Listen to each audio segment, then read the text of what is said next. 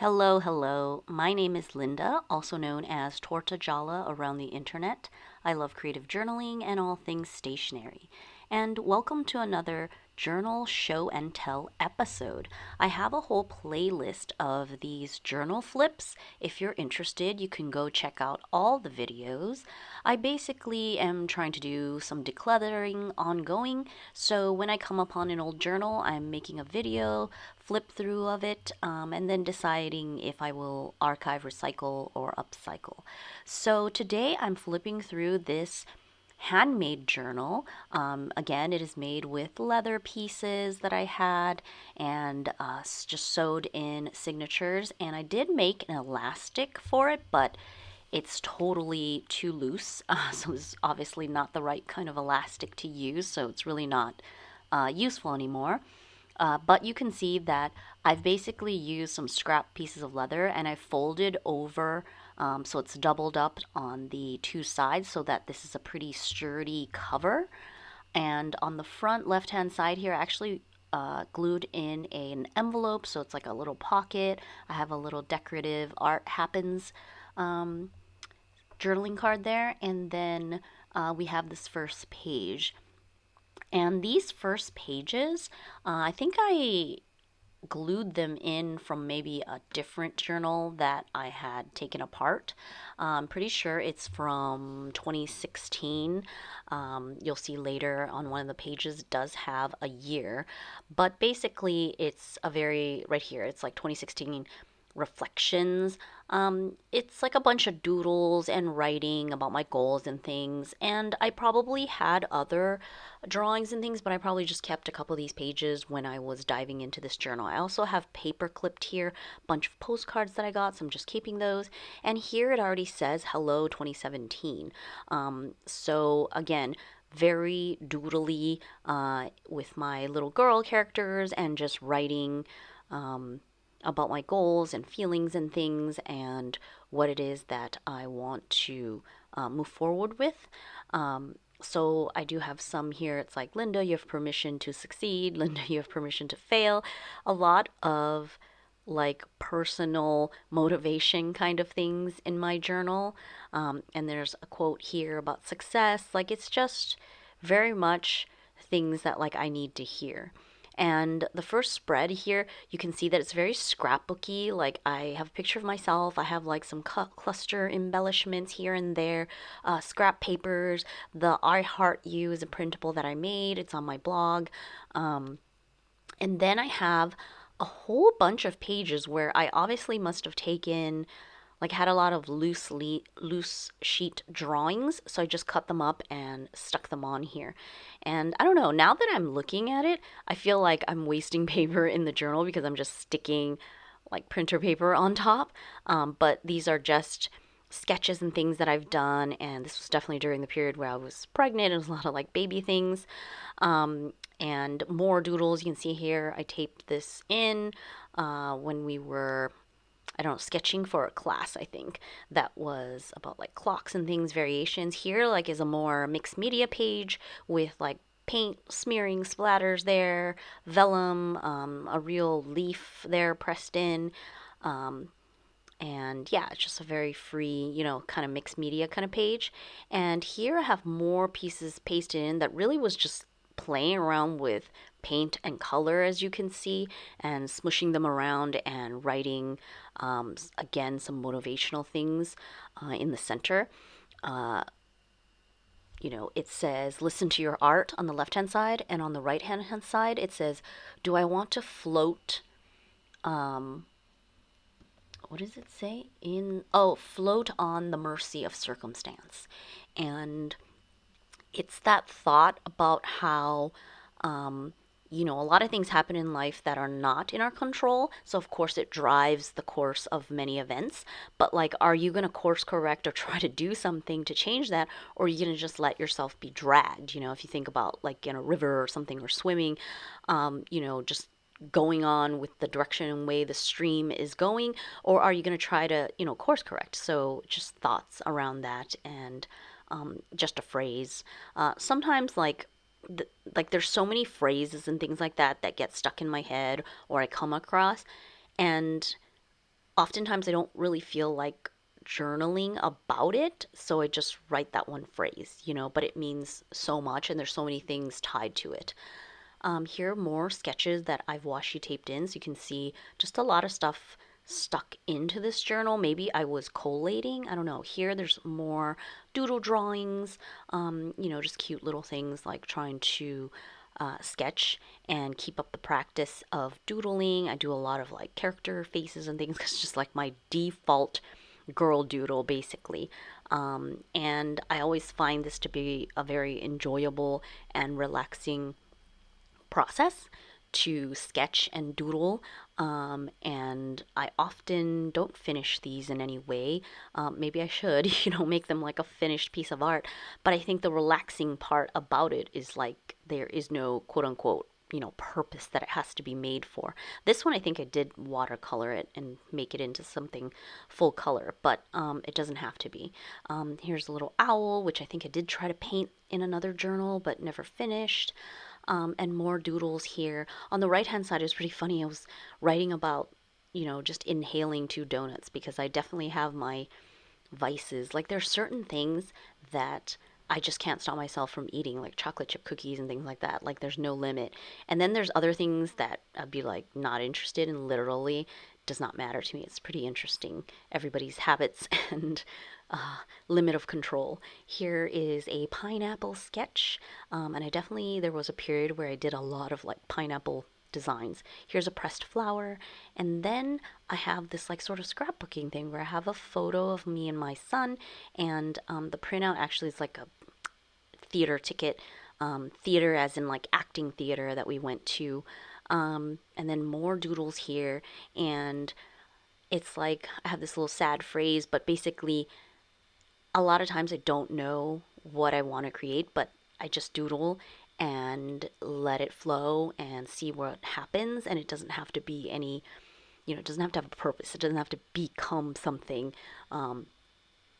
to, to sell or, to make into a printable or whatever. Like, it's just the process of doing the doodling itself that is the point of it all, and that's okay. And I always have to remind myself that, like, even though logically, yes, I know that, we all know that, in terms of there's so much research about how all of this is really good for your mental health to like do the creative things.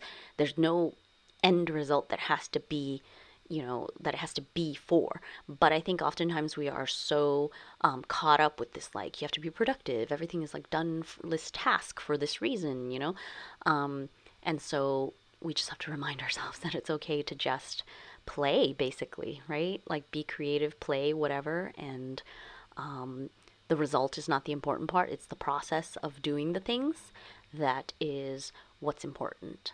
And so just have like random doodles here that are definitely all around that aspect, that thought, that I was thinking about. And here on the next page, I have another cutout that I pasted in of this girl sketch. And on the right, I just have a bunch of notes, and I'm pretty sure this is from, I don't know if it's called like the strengths tests or like values or something. Probably some tests that you can do online, and then it tells you like the order in which like the values that are important to you personally. So definitely like the appreciation of beauty and excellence for me, and the love of learning, curiosity, honesty, love, like it just goes from there. Obviously, we don't know if like these things are perfectly correct or anything, but it's definitely interesting from a self-development standpoint. Here I have another watercolor that was just playing around, making a little octopus. I drew a little face on it, but I didn't really continue in terms of finishing off. I definitely have a problem with finishing things. Like, I just don't finish them. You could obviously color pencil this and make it more, but here's another experimentation, making a girl with just black ink, like slightly different shades, all black. And here's another girl, but it's color, just watercoloring. Like, I obviously am not skilled at that kind of thing. It's just for fun. And this is something I washi taped in from my son. I have another group picture here from like visiting Florence and meeting up with old friends. It's interesting how this notebook is like half scrapbook and like half sketchbook, or it started out as sketchbook because I was pasting all these things in and artworks that I have like lying around here and there. And definitely this was during a period where this is like a gratitude write up, and then I have a card from a friend that I stuck in. But this is a period where I had two kids and they're both young, and so I was definitely overwhelmed and not necessarily doing a lot on the creative side of things. And it makes me wonder, like, I do have this separate thing where I have like my scrapbook, so there's totally memory keeping, and then there's my personal journals, and but sometimes they meld together and I put pictures in as well. So I don't know, it's confusing sometimes to know like what is what, or did I not do a lot of scrapbooking at this point because I was so overwhelmed? And so that's why there's like these tidbits of documentation even in here. Because there was a time where I did do memory keeping in like travelers inserts TNs, and so things changed. It wasn't always like a big album or an A5. So here I have that. I did watercolor that sort of sketch, like create another version of it that was full color. And on the right hand side, I have another, just some ephemera from more theater stuff that I went to with my kids. And then I ended up having a lot of just random photos. So this is already from Christmas. I drew like a little thing and then I stuck in like a picture. And then this is a drawing from my niece actually on the left hand side. And I thought it was so cute. I kept it. And then me trying to draw realistic, not realistic, I mean, just trying to draw in a different style, but really not liking it and realizing that I don't have to force myself to not do like the simple, cute doodle stuff if that's what I like. Um, you know, I don't have to do the other stuff to try to prove or like say that I have more skill or whatever. It's just silly. So here I have another one of those printouts where it was sent to me. It was in my previous flip as well. So I just stuck another one there, another cutout of a girl. This is from Malu Lindsay. She's an artist, and you can find her on Instagram. She has a website. She's a children's illustrator. Beautiful artwork. Love her stuff. I have her cards and things. So stuck one in there. Here's another thing that's a friend must sent me. She sent me this postcard, so I kept it, and it's like in this little bag thing, so I kept it in there. So very cute. And on the right hand side is a postcard from Sam Toft. She's like an artist from England. Love her work as well. I just love the whole textury like feel. She has some videos like showing her whole process. It's very cool. Just love the texture it is. And here starts like so many pictures, like, so it's sort of like scrapbooky, and this part really definitely um um like tugs at my heartstrings. This is a grandma and my kid's grandma, and we've since lost her already, and like my kids lost so many like grandparents in succession, and now it's like they don't have so many of these um you know grandparent figures in their life. Like, only my mom is left right now, and she lives in America, we live in Italy, so we just don't have a lot of interaction. Like when we had my mother-in-law, she lived with us, so it was like a very daily like kind of thing for my kids and for me. And so it was just a big just such a huge life change, when you lose someone. And I'm sure, everybody understands that, because it's just very hard to lose the people around you. So this part of this sketchbook or journal, if you want to call it that, has just like pretty much like scrapbooking. I have so many pictures. And not a lot of journaling, but just like documenting the pictures. Like I said, I had two kids at this time, and they're young, like I think 4 and 2 years old or somewhere around there. So and our fur baby as well. And so I was definitely very overwhelmed at this point in my life by everything. And so I didn't have a lot of time for the creative stuff, but I would obviously try to squeeze it in. So I'd have these like quick pages and things like that. And here I went back to some sketching, but I think I just collected a lot of stuff. Like, these are pretty papers from packagings and things that I didn't want to throw away, postcard that I got from a friend. This pasted in is from Daphne's diary, because it was just a really pretty thing. And here I have this whole page of just like random watercoloring, and then I wrote down these quotes from um, Joan Didion. Is that correct? If I'm pronouncing it right. But basically about, keepers of private notebooks, are a different, breed, etc., etc. Like you can find these quotes and things online, but obviously it really hit me just about like realizing that I'm part of this like interesting niche community. And if you're watching this journal, you probably are, where, we keep journals, we write, we keep ephemera, we like all these kinds of things, and it's very specific.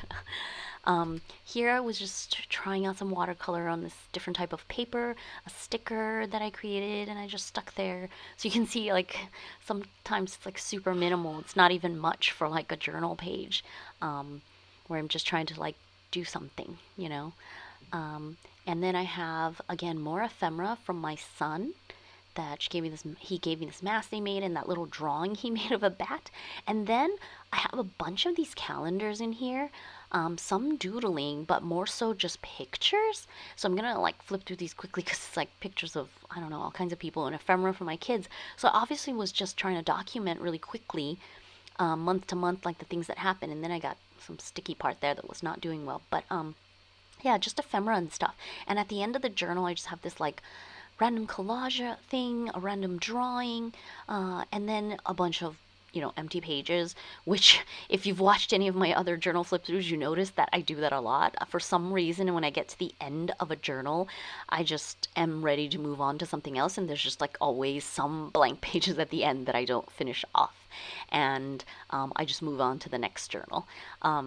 And so that's this journal flip. I hope it was interesting for you to see. And it's definitely nostalgic to go back and flip through these, and see, things from so many years ago. And so I'm going to continue with these to share them and also to go through all of the journals that I have and haven't even gotten to my attic yet. So we will get there at some point.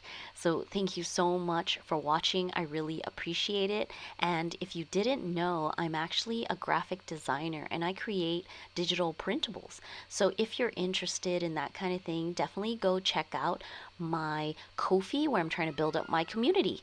If you join as a member, you basically get access to all the digital printables.